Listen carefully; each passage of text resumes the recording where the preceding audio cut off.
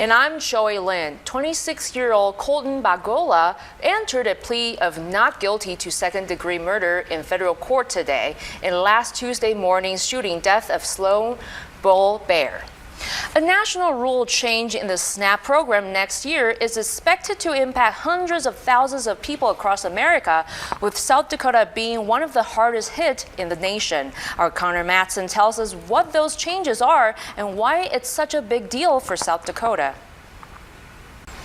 Wow, it's really warm and balmy today. It almost feels like spring. It doesn't feel like Christmas. Yeah, it really doesn't feel like Christmas right now, but will it stay mild like this for Christmas, only a couple days away, or do we have a chill on the way? For that, we check in with meteorologist David Stradling. David, what can you tell us? One of the busiest travel weeks of the year is upon us, and with it, a variety of weather conditions across the U.S. Melissa Rainey has a look at how it might impact your plans. 18 individuals have been honored with the Carnegie Medal, the highest honor for civilian heroism in U.S. and Canada, and 2 of them serve the Sturgis community. Sergeant Chris Smoker and Officer Dylan Gotch were dispatched to a structure fire on May 12th last year. When the 2 arrived, they learned one resident of the home, Jason McKee, was still in the home. They put their own safety on the line and entered the home multiple times to locate, find, and safely remove McKee. He went to the window and climbed up that ladder. He could hear Jason breathing and not responding to us, so we knew that we probably didn't have a lot of time. I saw a bathroom downstairs, so I went down there and was looking around, and I found a laundry pile, so I just grabbed a couple shirts or whatever, I don't even know what they were honestly, and just soaked them as much and as fast as I could in water. So everybody, when they go into some sort of first responder, whether it be EMS, law enforcement, fire, I mean, we all want to help people in some regard, and knowing that you took an active part in saving somebody's life is huge. The Carnegie Hero Award began in 1904, and in over 100 years, just over 10,000 people have received this honor. Congratulations to those men. They certainly earned it. We thank you for your service. Still ahead tonight on Black Hills Fox News at 9. They've been ringing the bells, and now they're ringing the alarm. Both the Salvation Army and the United Way of the Black Hills are both short of their fundraising goals. With only a few days left in 2019, what this could mean for the community after the break, right here on Black Hills Fox News at 9. We'll take a look at how an anonymous organ transplant brought these 2 together in tonight's Fox Files later in the hour. With just a few days left in this year, many charities are making a final push to reach their fundraising goals. Our Andalee Penwell looks at how much farther 2 organizations need to go to reach their goals and what could happen if they fall short. Christmas is just a few days away. It's the perfect time to drive around and find the best light displays around Rapid City. So look no further for some help from the Tour de Lights website. You can either drive around using the Google Maps app or do the old-fashioned way and print out a list.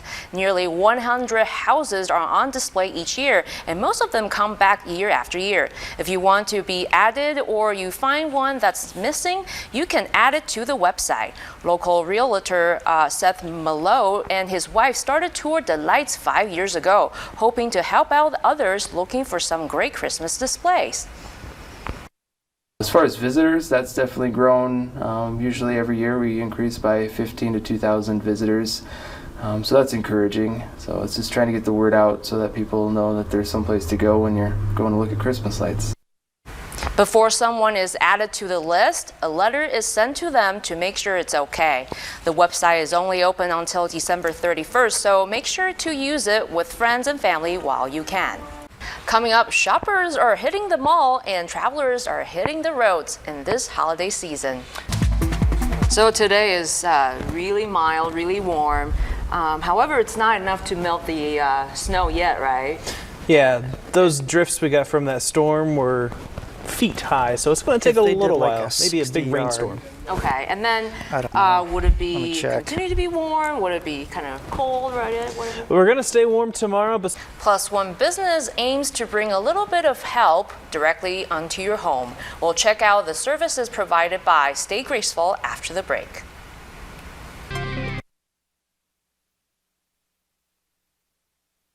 quite different. I went to talk to the managing owner of Stay Graceful to find out how it is different from other companies.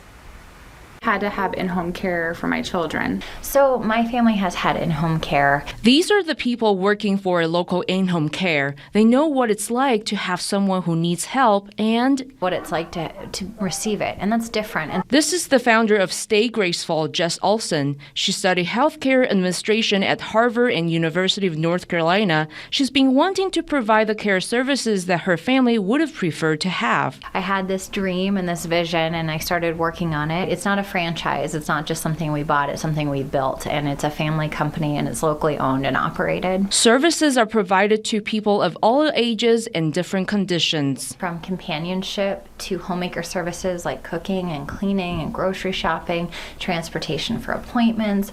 We also have personal assistance for daily living. So if you need to have help taking a bath or showering or getting dressed, very small teams, very personalized care, so that you know your caregivers and you have a match. It's not just whoever is available for the day. It's really people who know you and care about you. Really get a one-on-one rapport with the client, and it's very satisfying work to be able to help someone to stay in their home. And I like that each client is different, and so it's so enjoyable. You have a range of people. I like it. I like it, and I like that I can help people to stay in their home. In Rapid City, I'm Choi Lin, Black Hills Fox News. Thank you, David. Tired of eggnog? Meteorologist and food guru Eric Gardner has a robust alcoholic recipe for you to mull over in tonight's 60-Second Kitchen. Making some mulled wine in this 60-Second Kitchen. As electronic cigarette use has soared among Americans' teens, so has the number of young people using vaping devices to smoke marijuana. Fox's Briella Tomasetti has more in tonight's Your Health. And we'll be right back with your Fox Files after the break. Much better than what a Colorado police officer did for a complete stranger. In tonight's Fox File, Lucy Kafano breaks down the unlikely friendship between Kyle Hoffman and Officer Carolyn Becker. Coming up after the break, the NFC North title was on the line tonight in Minneapolis, and we'll take a look at the place of the week in Fox's finest. That and more when we come back with Black Hills Fox Sports. Winless on Monday Night Football as the Pack clinches the NFC North tonight. Sorry, Steve. You can't win them all, no, right? You can't. All right. Final weather when we come back. If you saw the big picture adaptation of the Broadway musical Cats this weekend, you were likely all alone in the moonlight. Now the film's creators are trying to bounce back from box office catastrophe. But one movie that did succeed at the box office, no surprise here, is Star Wars: The Rise of Skywalker. The force is strong with Rick Damigella in tonight's Hollywood Minute. How many of you folks saw Cats this weekend? Did not. How many plan to see Cats next weekend? No plans. Yeah. How many plan to see it ever? No plans.